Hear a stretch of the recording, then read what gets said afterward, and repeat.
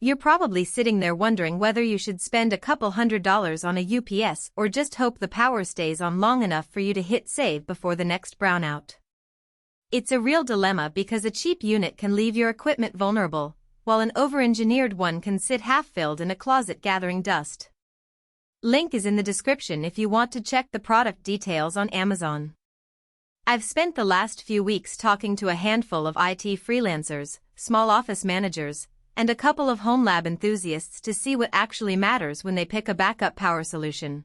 And today I'm breaking down the Tripp Lite SmartPro 120V 1kVA 800W line interactive UPS to help you decide if it's worth your money. First off, let's talk about the problem this UPS is trying to solve. In a modest server rack or a home office, you're usually running a few critical pieces: a desktop or a small workstation, a network switch, maybe a NAS for backups, and perhaps a router that powers a VoIP phone or a security camera.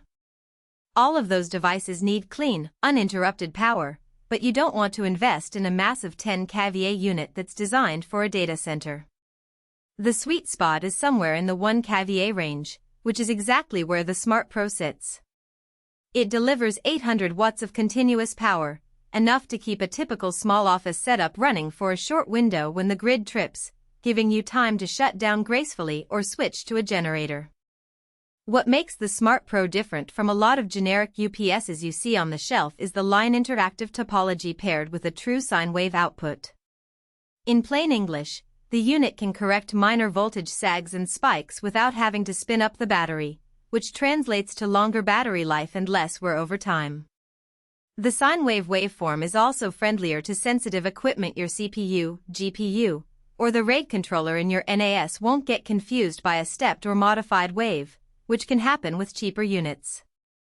In my conversations, the people who run any kind of server OS, especially Windows Server or Linux, consistently mentioned that they've had a few UPSs choke on certain power supplies because of a non-sine output. The SmartPro avoids that pitfall. Now, let's walk through a real-world installation. Imagine you have a 1U rack in the back of a small office, and you want to keep the UPS hidden but still accessible for monitoring. The SmartPro is a 1U unit, so it slides right into the rack without taking up valuable floor space.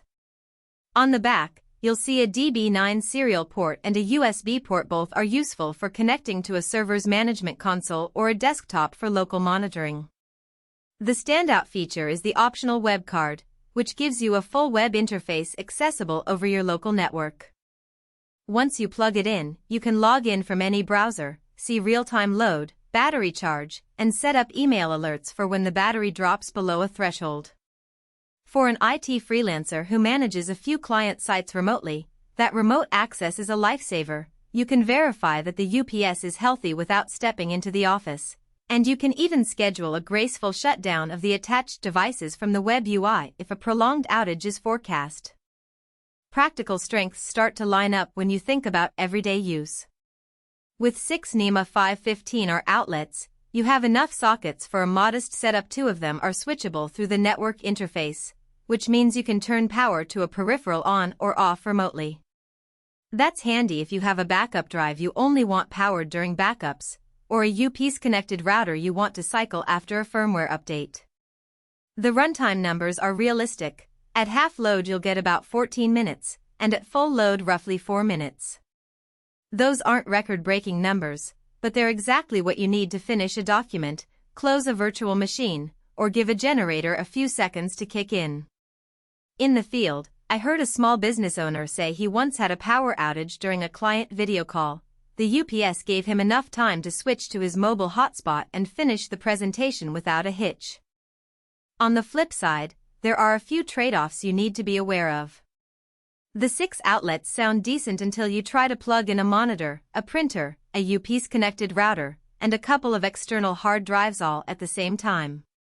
You quickly run out of sockets, and because the unit only supports 800 watts, you can't overload it with a high-draw workstation and a large NAS simultaneously.